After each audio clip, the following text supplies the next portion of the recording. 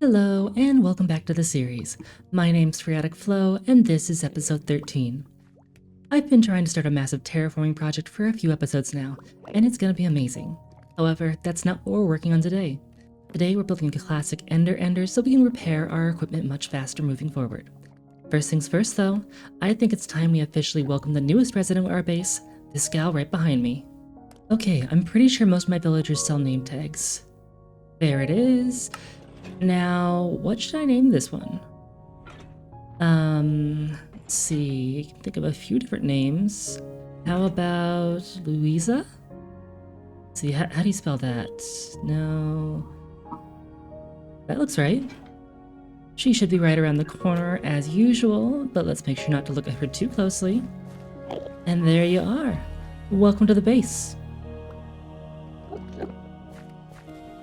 I've decided to build this farm out of mostly smooth quartz, so I've been doing a lot of trading and smelting to prepare. I think that should probably be enough to at least get us a solid start on the thing, but let's get going. It's really quite nice how close the end fortress is to my base. I usually only use 2 rockets to get there and can get away with using 1 sometimes. Although it would be really nice for it to be a little bit faster, so I think I'd like to set up another portal so we don't have to enter from the surface each time.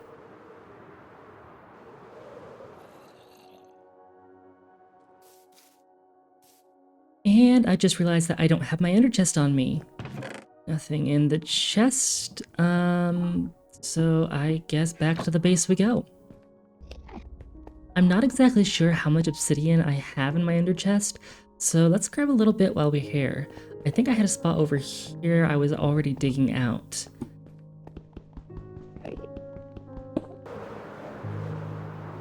Ender chest acquired, and back to the fortress we go. At least it's a nice day. Okay, I think this should be a nice spot for the portal to go. Let's dig it out a little bit. Okay. I'm also one of those people who it bothers if the corners aren't filled in with obsidian, so deal with it.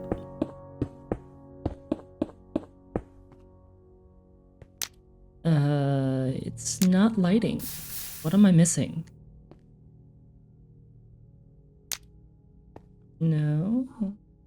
Does it maybe need to be a little taller? Don't think it does, but I might as well try.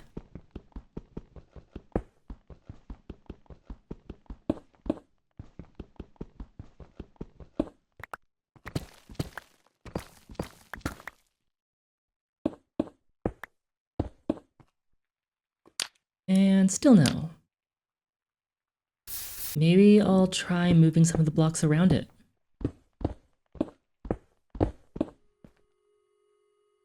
Oh, good. Editor Frey here.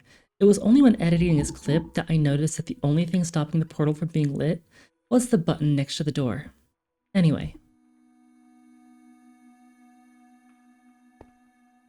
Alright, let's go through and see what we're dealing with.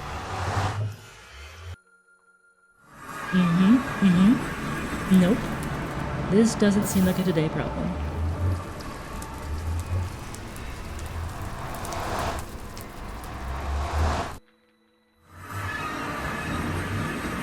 Okay, first things first, we need to go down to level 5 or so.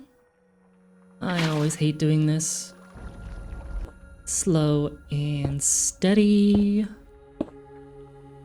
One at a time.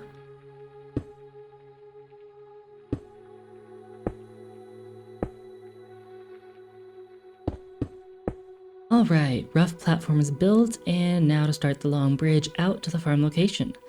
I think I'll go about 2.5 stacks away from the end island.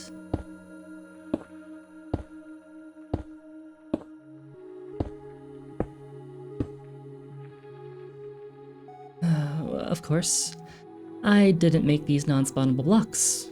Back we go.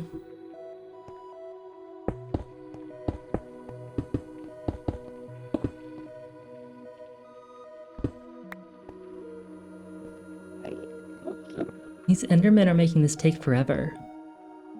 But I've just got to push each one out of the way, one by one. I did this to myself.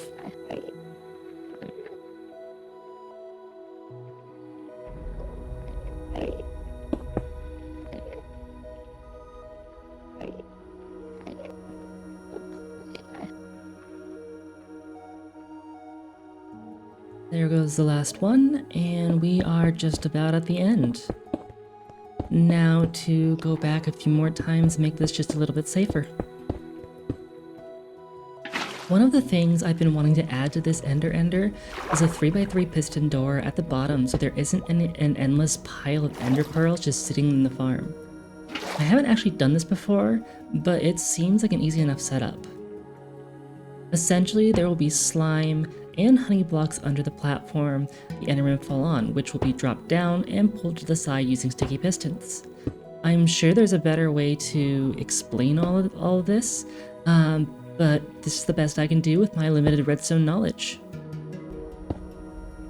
Adding on the pistons, which will pull the blocks of honey and slime to the sides.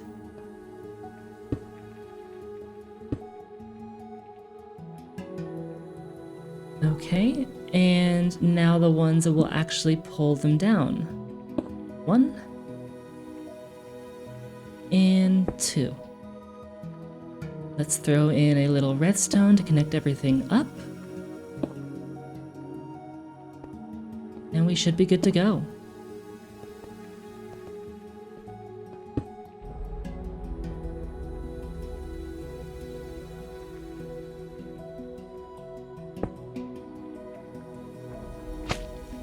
Okay, the redstone bits look to be working correctly, and now we add the slime and the honey. I've actually never used slime or honey in my redstone before, so I'm curious to maybe start using it a little bit more.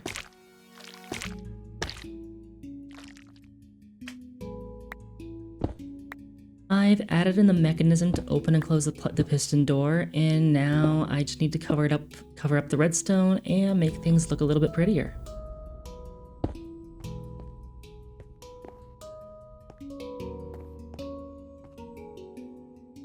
And we can finally start building the farm proper. I know that I don't need to make this look at all unique or interesting, but one of my goals for this world is to really make farms that look pretty and complete instead of just the bare bones that will make it work. I actually may have gone a bit overboard with this design though, because it is expensive.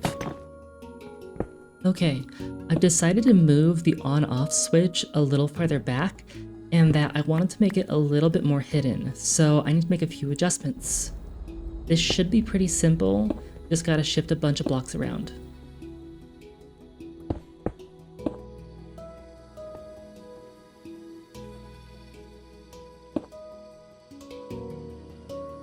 Surprisingly, I don't have the materials to make a lever, so we're gonna test this thing with a pressure plate for now. Awesome. And we're nearly at the top, just need to place a few more blocks and move some Endermen out of the way. Somehow they're always in the way.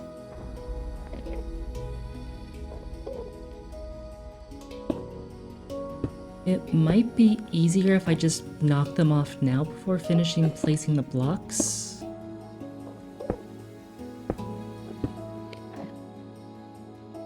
Yeah, that's what we're gonna do.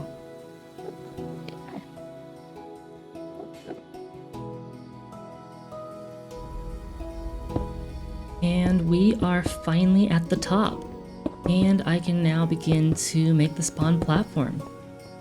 About time.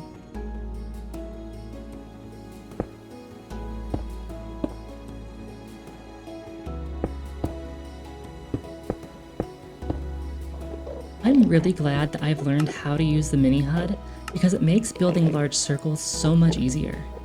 Usually, I just look back and forth between a web browser with an online generator and the game and just count, but this has been an absolute game changer. Plus, I get a nice visual of what the size looks like before I actually build it all.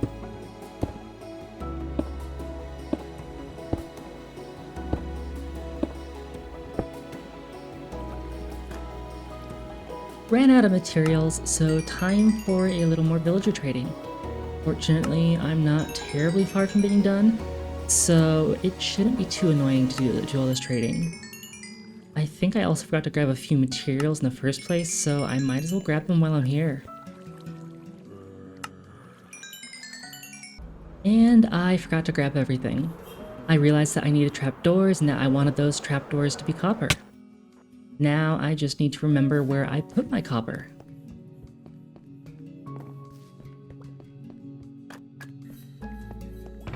No. Maybe over here. Here we go. And that should be more than enough for the job.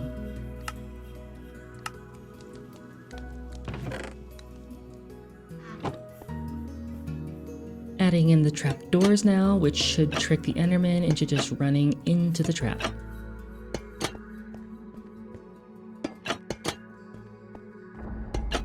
That's all of them. And now for the fun part, trapping the Endermite. This setup is easy enough, but the rest usually never goes as planned. Maybe it will this time? One can hope.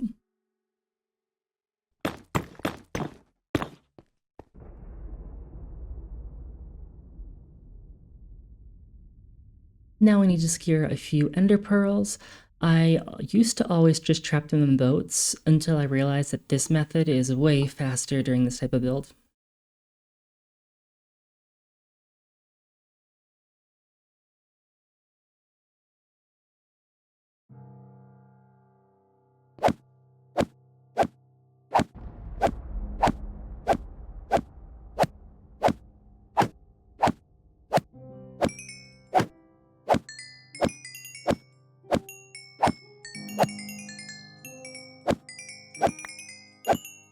Here we go.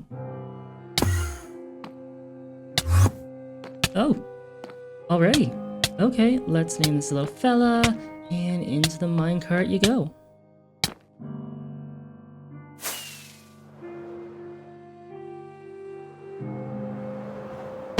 Came in a little hot there, but we're still standing. Looks like everything worked out nicely.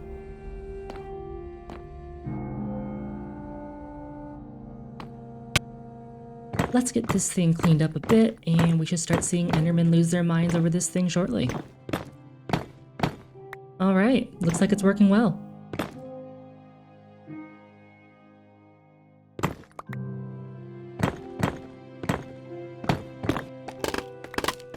Let's head down and get this thing tested. I think we're done.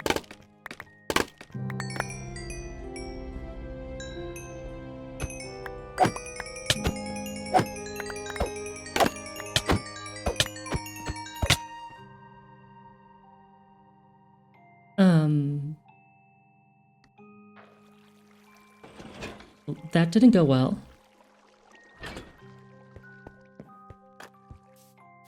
This distance didn't seem that far when flying, but walking is taking forever.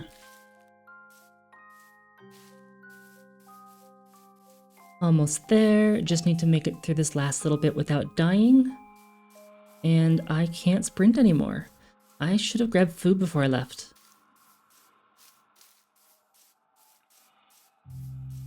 Let's not get too close to those creepers.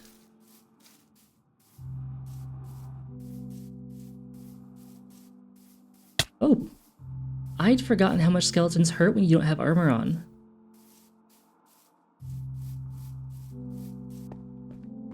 I hope my items didn't fall into the void. I was really close to the edge. Okay, this is looking promising.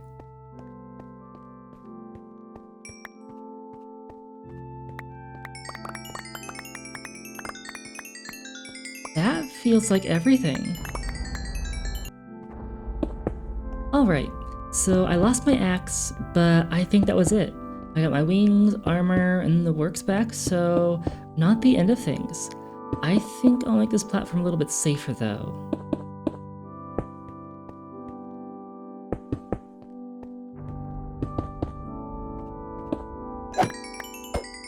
Everything looks to be working well. Now I just want to make a few more adjustments to help keep the platform a little bit cleaner.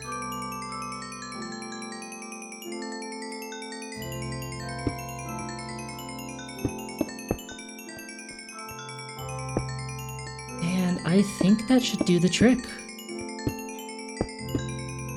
Looks good.